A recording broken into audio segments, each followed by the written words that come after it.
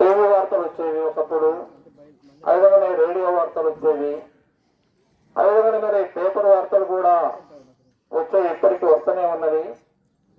TV వార్తలు ఈ విధంగా అనేక రకాలైన మరి వార్తలు వింటూ వస్తుంటున్నాం. ప్రతి నిత్యం ఎక్కడో ఒక చోట ప్రమాదాలు జరిగినాయని, ఎక్కడో ఒక చోట మరి యాక్సిడెంట్లు జరిగినాయని, చనిపోయినారని.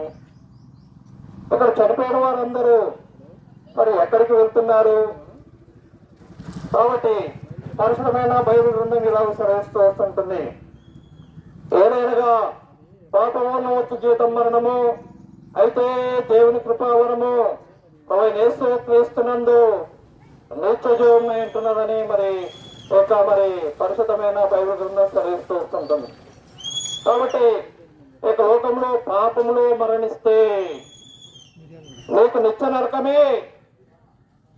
మరి నీకు నిత్య రాజ్యం కావాలనా, ఆ పరలోకం రాజ్యం కావాలనా, స్వర్గం కావాలనా, మోక్షం కావాలనా, యేసు క్రీస్తు ప్రభువునందు విశ్వాసం ఉంచండి. మరి నేను కూడా ఆ యొక్క పరలోక రాజ్యం స్వర్గం కావాలని చెప్పి యేసు క్రీస్తు ప్రభువునందు విశ్వాసం ఉంచుతూ వచ్చినాను. కాబట్టి ఆ యొక్క తెలియబడని దేవుని యొక్క దగ్గరికి వెళ్ళి ఆ రాయికి తలగొట్టుకున్నాను. మెంటల్ వచ్చింది. నా తల్లిదండ్రులు బాగు చేస్తూ వచ్చినారు. చనిపోవాలనుకుని కిటనాలు పోసుకొని మరి చనిపోవాలనుకున్నాను. దేవుడు అద్భుతంగా మరి నా యొక్క శరీరాన్ని కాలకుండా దేవుడు కాపాడుతూ వచ్చినాడు. కాబట్టి మరణించాలని చెప్పి మరి అనుకున్న నాకు దేవుడు కొత్త లైఫ్ని ఇస్తూ వచ్చినాడు, నూతన జీవాన్ని ఇస్తూ వచ్చినాడు. అదే మరి పాపంలో అలాగేనే ఉండి మరి చనిపోతే నా యొక్క మట్టి శరీరం బూడిదైపోయేది.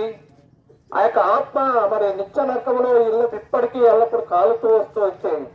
కాబట్టి ఇప్పుడు ఈ క్షణం కూడా చనిపోయినప్పటికీ కూడా ఆ యొక్క పరలోకం స్వర్గంలో మోక్షంలో ఉంటానని చెప్పి దృఢ నిశ్చయత నాకు కలుగుతూ వచ్చింది.